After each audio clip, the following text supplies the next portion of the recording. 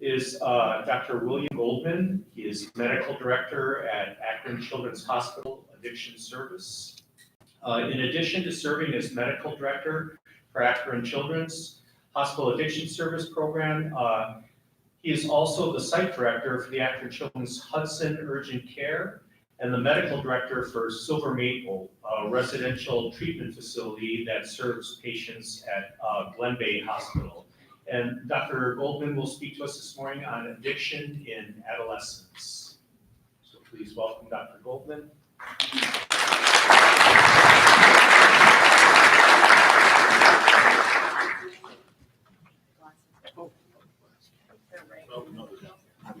you. Sorry. Glasses.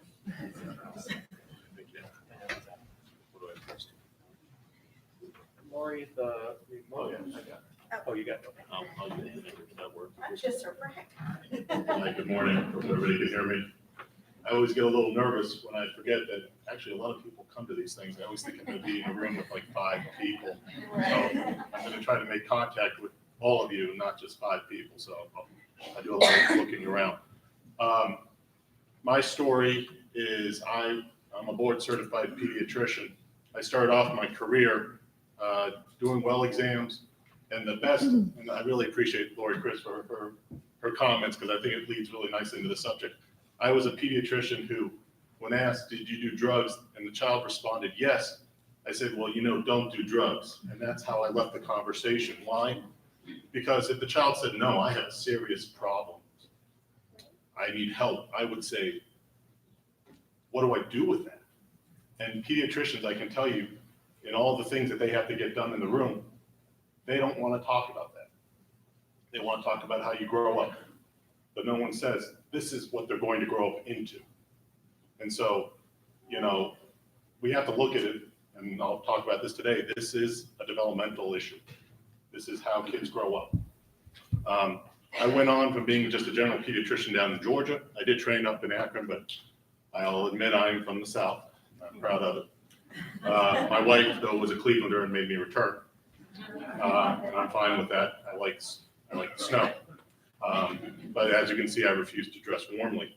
I then started working in Akron Children's in their emergency department, where on a Sunday morning in Hudson, which if anybody goes to Hudson, we just moved to Boston Heights now, but that's a different story. I had a young man come in saying, I'm in opiate withdrawal, I'm a heroin addict, my brother's in jail and I'm looking for help. And I tried to make phone calls for him. Was told this isn't a life-threatening condition. And we were just ill-prepared. We didn't know how to answer that question. So I had to send him on. I said, maybe you should go to the Cleveland Clinic. Maybe they can do better for you. I think since that time, many years ago, Akron, as we've seen the opiate epidemic expand and change in this community, has finally realized that this is a pediatric problem, that we can't just bury our head in the ground and say, when you grow up, you're a heroin addict or you're an opiate addict. This is a disease that starts in you. So there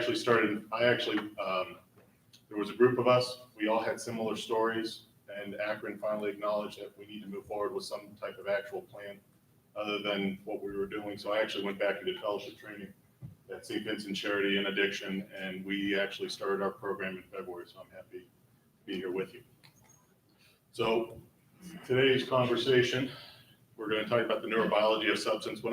Whenever I do these slides, I get a little worked up because what I try to do is present a little bit of everything, and unfortunately then you get into like 90 slides and you go, oh my God, wish I could just stick to one subject, but I don't. I want to thank a few different people in the beginning for sharing their slides. Boston Children's is actually like the grandfather of pediatric addiction, so they shared some of their slides with me. I also want to thank Nationwide Children's for sharing some of their slides as well. And then my dear friend Chris Dallas Reyes, who actually, if anybody does the ECHO project, she helps with that here. So basically the plan is to discuss the neurobiology. I always like to start off just briefly with the general definitions of addiction. Think it as a primary chronic disease of the brain, and the easiest, simplest way I say it is we're dealing with consequence, negative consequence, and how it affects. When we deal with the I always like to start off with models. When we used to talk about the old model of addiction, there was this belief that if you had biologic, psychological, social, and a use story, you would flip a switch, and that would lead to substance use addiction. And then so in that, if we could just flip the switch back off, you were cured. And that was great, and that's how we used to run it. But we figured out is there's other things. There's stressors, there's triggers, there's primers, there's exposures, sorry.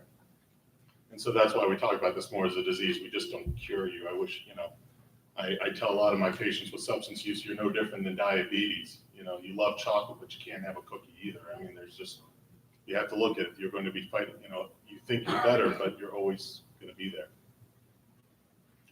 And then when we look at the brain, we know there's just so many parts of the brain that get involved. This is basically when we talk about it, we talk about the nucleus accumbens, the reward center of the brain, and the ventral tegmental areas as it goes out. And you can see substances hit all areas. So I always like to go to Nora Volkow's motto. I always say if there was somebody I'd like to have dinner with, Nora Volkow would be it, just because she's the granddaughter of Leon Trotsky, if anybody likes their Russian history. And so it's interesting, I do recommend her TED Talks if you've never got a chance to listen to them, because a lot of times she does mention that she had this alcoholic grandfather who did commit suicide. And then she's talking about Leon Trotsky, their history. But basically, this is the general model which we've kind of come to accept, which talks about basically there's a cycle of reward, then you have negative consequence, and it kind of feeds back. For a lot of people, what I always talk about in substances, a lot of people get this concept that I'm trying to get high. And for a lot of people, I say they're not getting high. High is something they once achieved. Now they're just trying to get right. They're just trying to get leveled so they can live their lives. And so it's this negative cycle. I get sick, I use, I reuse, and they cycle back and forth. And so this is kind of the current model that we're kind of working with now. So then when you deal with adolescents and teenagers, then we're dealing with this model, which I think is pretty much, I always love this one, this is my favorite. Common sense being really small and up in the front, the emotions, I always like the snark gland. I will admit I have a 12-year-old and an 11-year-old, and the snark gland is increasing in size. But, so the first take is adolescents are not adults, it's just that simple. And I think one of the things we have to talk about when we're dealing with adolescents now is you may look like an adult, you may feel like an adult, you may feel empowered like an adult, but your brain is not done developing. In fact, as we'll talk about today, it doesn't stop when you get your driver's license. It stops way after that point. So they're not adults, and that's, why can't I do it? I go, well, because your brain still is forming. So let's talk about a little bit about the beginning of the development. We have the occipital lobe and the cerebellum. This happens if you remember your own children's development. This allows them, this is your motor coordination in the early days. We move on to the amygdala. Remember your 4-year-old who cried at every emotion. The nucleus accumbens, the reward center of the brain, during young years, kids giving an A. The prefrontal cortex, this is really the last part of development. This doesn't really finish forming until about age 25 to 26. This is the part of the brain I really talk about is the regulator for substance. This is the one that says this is a really bad idea. And it really doesn't finish until about age 25. So you can see, the young girl who's texting while she's driving. Not a great idea. So again, this is just a recap where we see each of these developmental phases. So again, when we used to talk about development, people said, well, what age do you hit the adult brain? It must be the weight of the brain, right? The brain is an adult weighted brain, somewhere between age 10 and 12. And what we found out is we were way off on that. It was closer to 25. It was just, if you weighted, they'd be the same. So really what we were talking about is neuronal development. And so this is what we talk about. When you're born into the world, you have what is an immature brain. This is what it looks like. These are the synaptic connections. The connections, as you can see, are quite sparse compared to the next picture over. Starting around age 6 or so, this is where you get what we call blossoming. This is why it's easier for you to learn a language. As my kid said, oh, what do you mean you're not studying for your Spanish thing? Oh, Dad, I got this. That's a different conversation. But you can see there's lots of connections. We make all these connections. We're ready to learn. We're primed to do things. And then as we get older, we start refining it. This is what we call synaptic pruning. This is what leads into your adult lifestyle.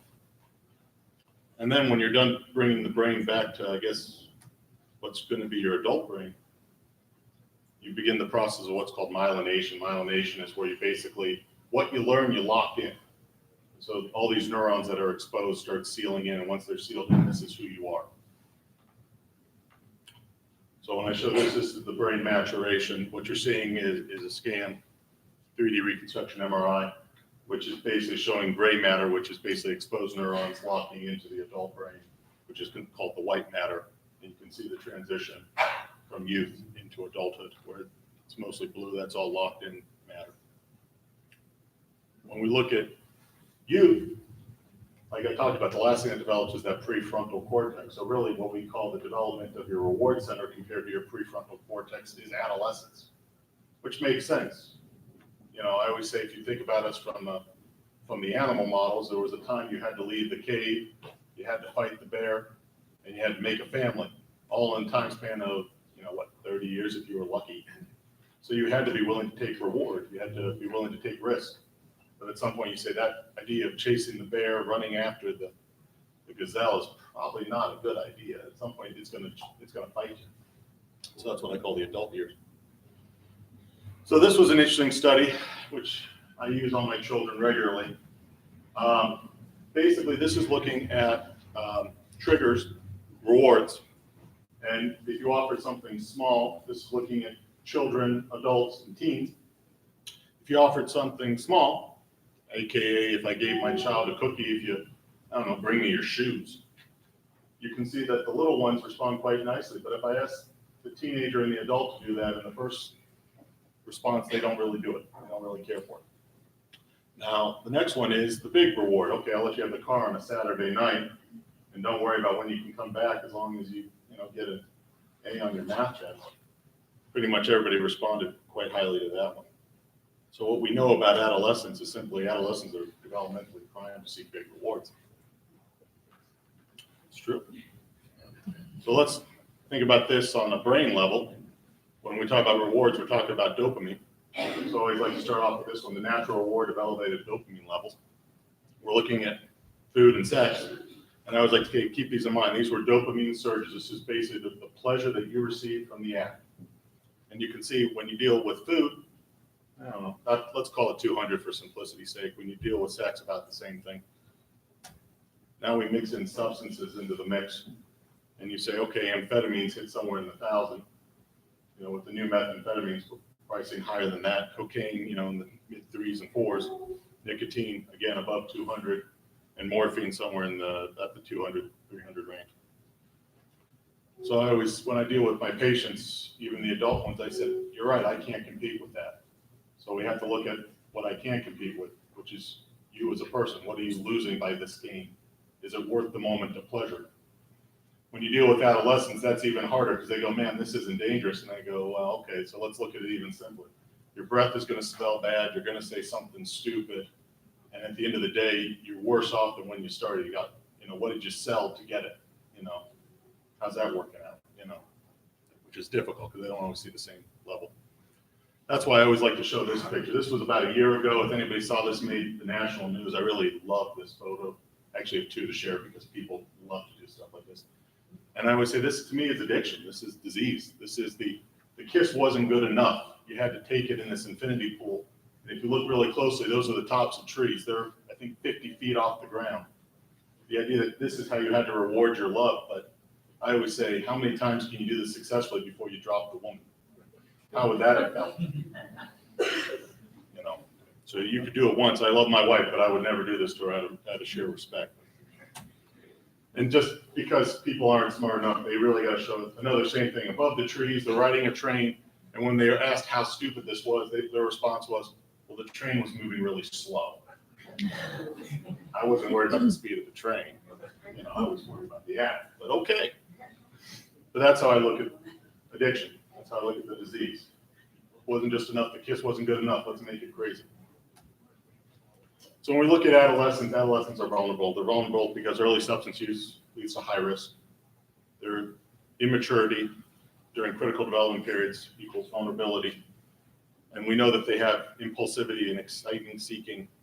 They can't deal with delayed gratification, and they have poor executive function and inhibitory controls. What we know, this is what is substance, these are kind of the general trends of when we begin to see substance use. Like I said, everybody always said, well, it's an adult problem, right? Well, adults tend to have more money. Doesn't mean kids aren't using, they're just not using maybe to the same degree. They don't, a lot of times people say, well, they're not using that. Well, the problem is they usually move to cheaper substances or what's already in the house. You're right, they don't always have the cash flow to go off on big purchases. So that's typically why you start seeing 16, 17, maybe a little bit of an increase is kind of where they are with access. But what we do know is the younger you start, the more likely you are to lock into a disease. So you can see the younger groups have almost half of them fall into alcohol use, and about what's that, 17% for marijuana. I always like to bring up, there's several different studies that we do. There's National Survey on Drug Use and Health. I didn't present any of those slides today because I had to thin this out, but I always like, that looks at everybody, I believe 12 and up, but I liked, this is the Monitoring the Future. This comes yearly out of Michigan, and they study roughly about 44,000 students, 8th, 10th, and 12th graders. And it kind of gives us a general idea of where we are. So I always like to start off with this because as we begin the substances, as we know, we've really fixated on the opioid crisis. And I believe it does exist in youth, but we have to look at what the real patterns are in youth. And when we really talk about it, we're talking about alcohol, we're talking about marijuana, and now we're dealing with the e-cigarette craze.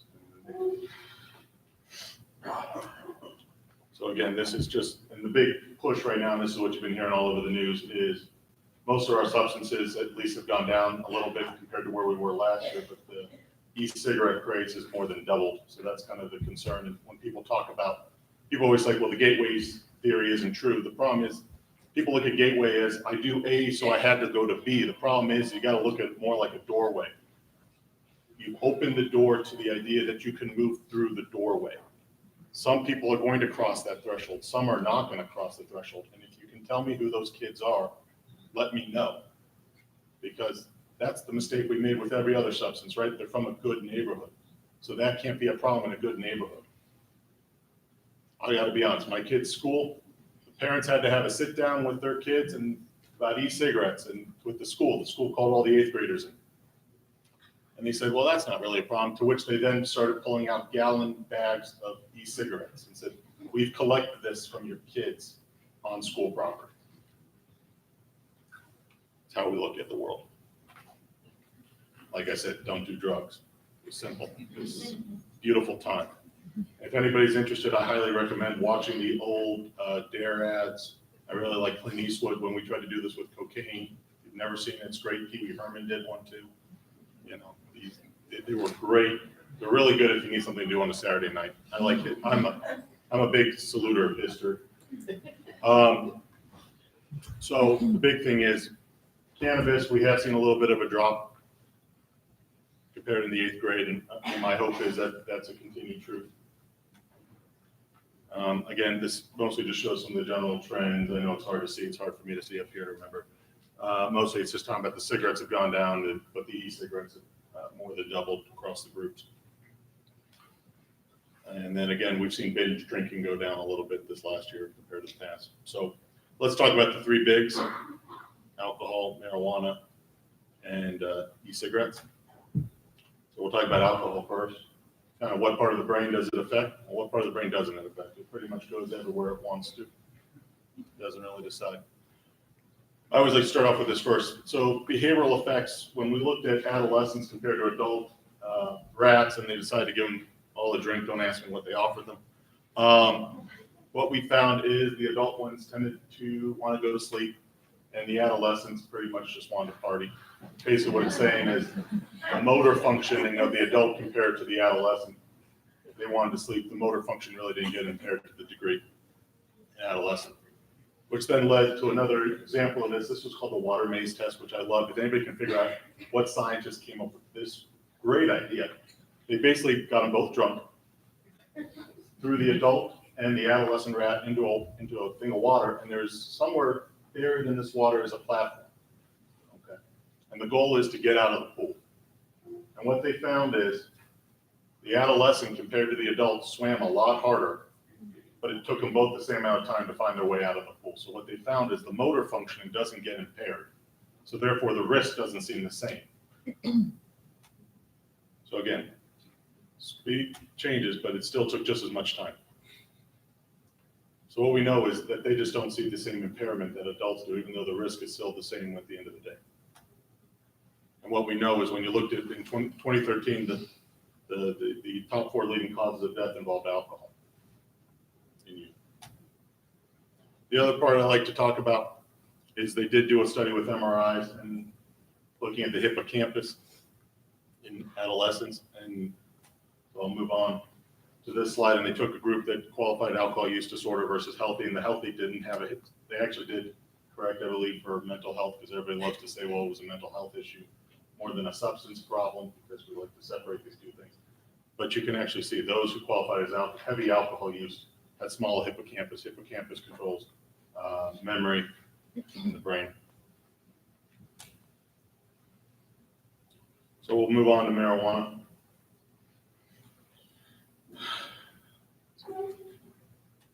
So I'll briefly talk about the psychoactive substance in marijuana people talk about is THC. I'll try to say delta-9 tetrahydrocannabinol. It's the primary psychoactive substance. It accumulates in adipose tissue. Can last up to several days to a week. Elimination of the half-life. I've seen actually people who were heavy users who then decide to go on weight loss, and it'll pop up in their urines later because it builds up as they're sweating off their fat. And it acts in endogenous cannabinoid receptors present in the central and peripheral nervous system. These are the areas of the brain. It affects motor, memory. Again, the reward center, the hippocampus. So I always like to start off with this one. In 1988, we finally found, everybody always said, well, marijuana works. So we finally figured it out. We found the cannabinoid receptors in 1988. By 1992, we finally figured out how it worked. We actually found the substance in the brain. So this is how I talk to kids. I go, don't you want to know how it works? And I said, there is. You make something just like marijuana in your brain. It's called anandamide. If anybody's related to history, it's bliss. It means bliss in Sanskrit. But we finally found the actual substance. We make some of it. It was hard to find because we barely make anything. It basically blips on the radar and disappears. So and this is what the two molecules look like when you compare them to each other. You can see structurally they look very similar. And so what does anandamide do? What does the endocannabinoid system do in the brain? What we figured out is it basically acts like a volume control. So I always use the example of your dad. Don't touch the air conditioning. Don't touch the radio, right? You touch the radio, what are you going to do? What do you touch the heating system? Well, you turn down the air conditioning. I'm going to turn it right back up, and I'm going to turn it up louder. And that's how it does. It's a regulator of the system. So when you use, it turns it down. But at the same time, what's the system going to do? It's going to reset to a higher point. And so that's kind of how I look at it. So I embrace my patients. I tell them, I understand how it helps your anxiety. But that's short-lived. That's not how your body's going to say, ain't going to work for me long-term. I need more anxiety. Whether they want to listen to me is a different conversation. And so the other part that we have to understand about the endocannabinoid system is it helps guide neurons to grow in the right places of the brain. So we see function impairment. And it's basically shaping the way the brain wiring and that pruning that we talked about, and then ultimately that myelination, that locking into who your adult brain is. So basically the simplest analogy my friends use is that THC is a much stronger and longer lasting effect than anandamide. So it's kind of like the scalpel versus the sledgehammer. And that's how we have to think about it. It's working much broader. And it interferes with the cell function and growth like we talked about. So this was a study, I forget which year this was, but this basically compared what the THC potency on the receptor comparatively. And what we found is anandamide is about half the strength of THC. I believe this was from the year 2000. So we see anandamide is half the strength of THC. Now the fun part about this is moving on to my next slide. So this is my favorite study. This was done between 1995 and 2014, and the DEA would make bus, and then we would test it for the concentration of THC. And what they found is before 1995, THC concentrations in marijuana was less than 4%. By 2014, we were up to 12% concentrations. Now, we can talk about legalization versus decriminalization, but ultimately what's going on now is, I think what we've seen with the legalization is legalization brings industry. And when you bring industry to market, their job is to sell product. And when you want to sell product and nobody gives any guidelines that says this is how it should be, now we have strains that are being selectively bred for 30 to 40% THC concentrations. If you're doing dabs and resins, 90 to 100% concentration. So I always like to go back one slide and say this was a study done in 2000 when we were seeing less than 4% THC, roughly. And now, so you can almost imagine what these numbers must look like now to the adolescent brain. And again, we go back to the original conversation about reward. Well, I could give you something that has no alcohol content, or don't you want to get drunk tonight? An adolescent will say, I want to get drunk. So what we're seeing is adolescents do tend to go, and they like novelty. So they do like to go to concentrates. They do like to go to resins. They like to go to dabs. So they want the good stuff. They want the strong stuff. So, and what we see long-term effects. So what are we seeing based on knowing that kind of general model, knowing that it controls regulation? Well, we've seen increased psychosis, we've seen increased depression, we've seen increased anxiety, diminished satisfaction in life, cognitive decline, and ultimately addiction. Same thing, the hippocampus, the memory part of the brain. We've seen that get affected, we've seen that and reduce in neuronal activations. And we see gradual loss due to the continual suppression. So we know they have poorer memory. The next thing, these were, and we've had several studies that have now done this. I always love this first one I like to talk about is basically we've seen neuropsychological decline from childhood to midlife. And really this was done out of a New Zealand study. If anybody's ever heard of the Dunedin study, it was started off 30-something years ago, basically just look at development in this small town in New Zealand where they had a hospital. And they just were looking for developmental milestones. And somehow, God bless the gentleman that started, kept getting funding. So now they've been doing this for almost 40 years now, I think. And they're actually moving on to the children of the original participants. So what we know, when we looked at these N of about 1,000, and like I said, they've gone all the way up to age 38, and this is actually an older slide, they're now in their 40s. This is what we're looking is IQ. And what we found is people that never used, these are their general IQ, somewhere between 99.8 to 100. Those who were marijuana dependent for about 3 years at least, they had roughly about a 10-point loss in IQ compared to the other group. What we also know is, in the same breath, they also found mental health, psychosis, schizophrenia, anxiety, depression 2 to 5 times of developing. The reason why they said, why is there not one number, is because a lot of argument against these kind of studies where people said, well, you had people that already were predisposed to mental health. They had schizophrenia in their family, for example. So, okay, so they decided to break it into a range. They said, okay, if you have no history, you have a 2 times risk, odds ratio. If you have a family history, you're 5 times. Now, can you live with that information? And that's how they had to look at it. So good, you have no family history, we still give you 2 times odd ratio. This is the similar cohort. So people said, oh, that's a one-off. Well, this isn't the only time we've done this study. There's also a great study out of Sweden, which looked at basically the same thing, and I believe they found somewhere close to basically the same thing 2 times or so to, again, if you have some history, 7.4% odd. They call this a hazard ratio, but it's basically an odds ratio. So if you have family history, it's more likely. And I would say this was a fascinating study for those who love history and love government error. This was basically what they originally did with these patient cohort was everybody has military conscription in Sweden. And so roughly about 30-something years ago, they had to fill out personal information about themselves. And one of the things they did were substance screening, and marijuana is legal in it. And all this information, you didn't have to fill out the substance histories. Those were completely optional. It did not stop you from going to military service. So these were all voluntary screeners. And then basically, after they did their military time, all these things were supposed to be destroyed. And somebody found a box sitting in a basement of roughly about, 40,000 of these forms. And then because of their health systems, they were able to look and say, okay, now I got the name of the patient. Have they ever used our health systems for mental health and things? And so they found all these people, 30-something years later, those who had mental health diagnoses and had been treated.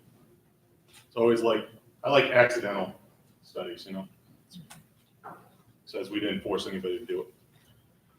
All right, so moving on to e-cigarettes. I kind of do a little bit of just, for those who don't know much about it, I'm still learning about it. I'm old fashioned. I just remember light one end and smoke the other. And I do like history, and I think it's interesting. Again, I'm a history person. For those who don't know the history of cigarettes in this country, in the early 1900s is when we automated making cigarettes. Before that, people hand rolled cigarettes. So if you smoked maybe 4 or 5 cigarettes a day, that was what you did, right? You had to roll it. If you ever tried to roll a cigarette, it ain't easy. When we automated it and now we created packs of cigarettes, that's when smoking became popular in this country. And then we've seen it increase ever since then. So it's no surprise when we get to the e-cigarette, I'll show you, the easier you make it, act surprised when everybody does it and does it in bulk. But basically when we talk about basically there's a cartridge or a reservoir. That's where you hold the liquid. You have a heating element, which is the atomizer. You have a power source, and then you have the mouthpiece ultimately. And that's why they call it vaping. So you basically inhale the vapor created by the heat. These are the different generations. There was the first generation, they weren't very good. They had battery issues. A lot of people didn't get into them. And you can kind of see by the time we got to 4th generation, they're pretty high tech, which really I like talking about this slide, because I didn't even understand this to some greater degree until somebody shared. But there's really 2 forms, they call them mods, there's vape mods and pod mods. Vape mods, refillable tank, customizable coil. This is kind of for the enthusiasts, usually tend to do this, people who like to tinker with the way they use it. When we talk about jouling, you're really talking about pod mod. It's just a closed system, stored in a disposable pod. Popular with people who want to smoke easy. And basically they can do some adjustments there. This is what, when we talk about jouling, we talk about the pod mod. Again, this is what we see with Joules, real nice, sleek, sexy. Even in my understanding is you can adjust the smoke coming out of them. So like I learned from my son, kids will do it in classroom and blow into their sleeve and you won't even notice that they're smoking. They think it's cool. So what exactly is a Joule? When you look at it, we're talking about 1 to 2 packs a day, about 20 to 40 cigarettes in one pod. And I will share, I had to do some paperwork at one of my recovery centers, and the woman who was making me fill out the paperwork the entire time I was in there, and I thought it was kind of a strange behavior, kept sucking on her. She had a mod. She was doing it the whole time. I thought it was impressive. Like, where it used to be the standard norm, you knew not to smoke when you're in the middle of a meeting. She couldn't even stop herself for the 5 minutes just to get me to sign some paperwork. She kept going right on through. Did I notice any real smoke? Not really, but I was like, I can't stop just to, fill out my paperwork. And again, what we see under the radar, compared to 27, we've seen the kind of the smoking change, just how the general use. So higher percentage of schoolers in the past month.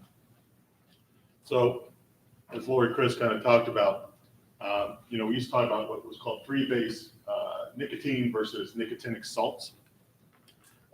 Free-base nicotine was that treated with the free base was basically, I believe, treated with ammonia. And actually, I'll go to my next slide.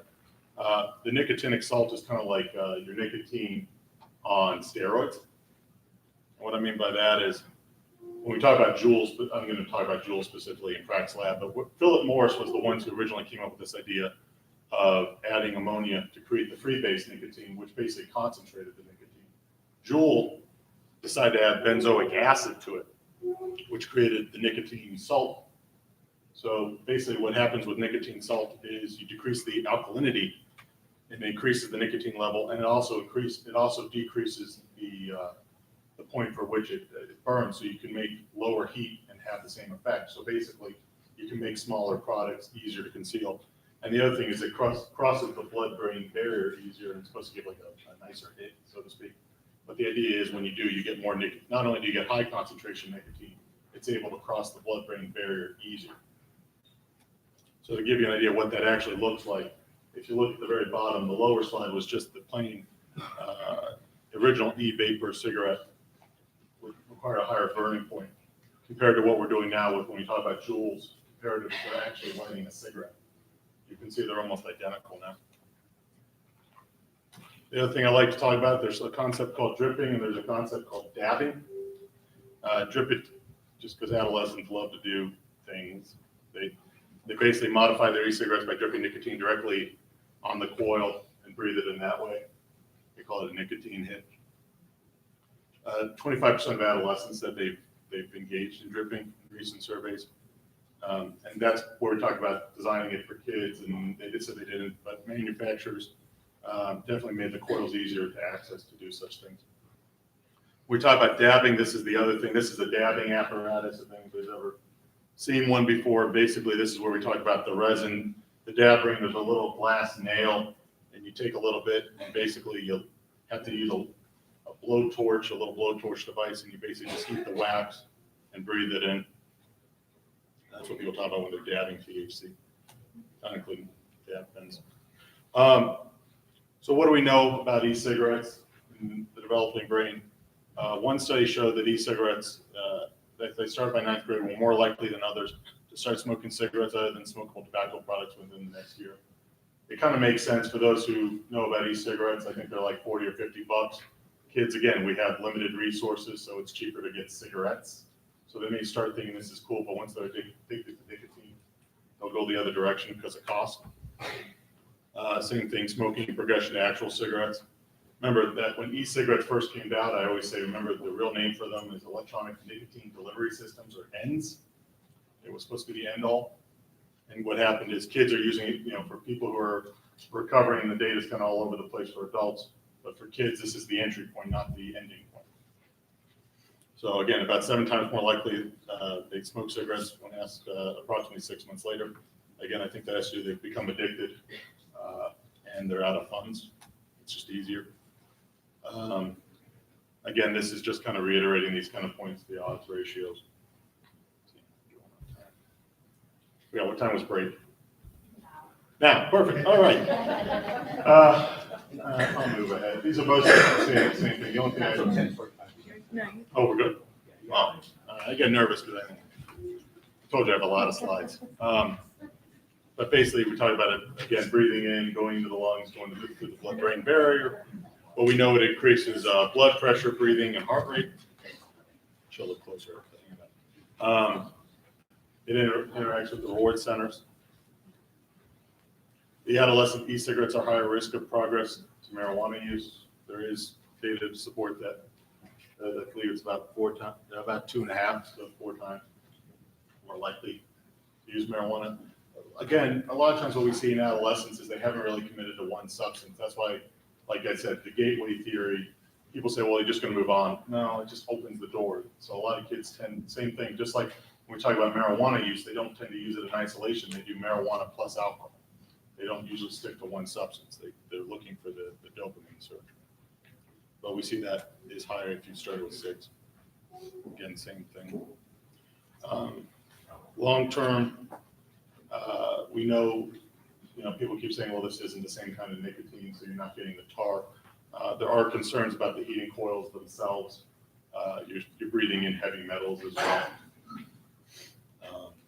And we're still dealing with, they use, vitamin E, benzoic acid, so there is concerns about that too. The other thing is we also know, because again, you're using these, you're activating the reward center, these kids are more likely to move into other substances such as cocaine, methamphetamines for more pleasure. And again, it also affects just the general concentration and circuitry of the brain. Can you speak a little bit louder? Oh, I'm sorry, yeah. What I was saying was, we know that it affects the development of the circuitry of the brain, so therefore they're just more unlikely to move on. So my final slide is what's been going on, and I actually, in the urgent care, actually it was last week, I had a young man come in for some skin condition, but my nurse comes out and says he's wheezing. And I said, well, I'll listen to his lungs. Sure enough, he was wheezing. And I said, did you know you're wheezing? Do you have a history of asthma? He goes, no, man, I just get this from marijuana. It's not, and the mom's looking like, and I'm going, well, that's not a problem, man. It's just when I use weed. I go, but you're wheezing. That's not normal. That's not. And then he even decided to sprout off, well, it's just because people are using, but the stuff I'm using is okay. He's basically saying, what their concern is, what we found is about 77% of the vaping-related illness was linked to THC products. Specifically, what they're concerned about is these were not production modifications. These were from, let's say, third-party or illegal sellers that they modified the product. So I always say we have to be very careful about how we discuss e-cigarettes in general, because if we make the connection, it's your product, and we're wrong about how we say it, then they get to throw their hands up and say, you guys came after us indiscriminately. But I think the issue that we have to address is, you sure did make it easy for kids to get it. You sure did make it easy for people to modify it, and you sure did turn a blind eye to what would happen when those things came down the pipe. So when you did, we talked, Lori Chris talked about making mango flavor, champagne, making the product easy to modify, making it colorful, putting smiley faces on it. These are all things that, who are you aiming for? The sophisticated smoker? And again, what we've seen, there's been 805 confirmed cases of vaping-related illness in 46 states in the Virgin Islands, and I believe we've had 24 or 12 deaths. This was as of September. So, I just want if Ms. Brown could stand up for a second. Sorry, I'm gonna put somebody on spot. So this is Ms. Talia Brown, because she'll be here all day, but she's my program coordinator at Akron Children's. People are saying, so what are you doing related to the ongoing epidemics? We currently are an inpatient hospital service. We are working to, hopefully in the next year, have an outpatient service line at the Children's Hospital. We're hoping for early 2020. But this is our phone number if we need to be reached. Right now, we're trying to link with our community partners to try to send patients, or if there's something that can be done in-house, we'll be happy to help, and we're happy to answer any questions. But she'll be here all day. She is, so, any questions? I'm sure there'll be a couple. Yeah. Is there any sort of education that's being passed down to like the middle schools and high schools for students? From us, no. So not from us directly, but there are education programs that do exist. I don't know, every school, that's one of those big things. Every school district's a little different. I know the state has resources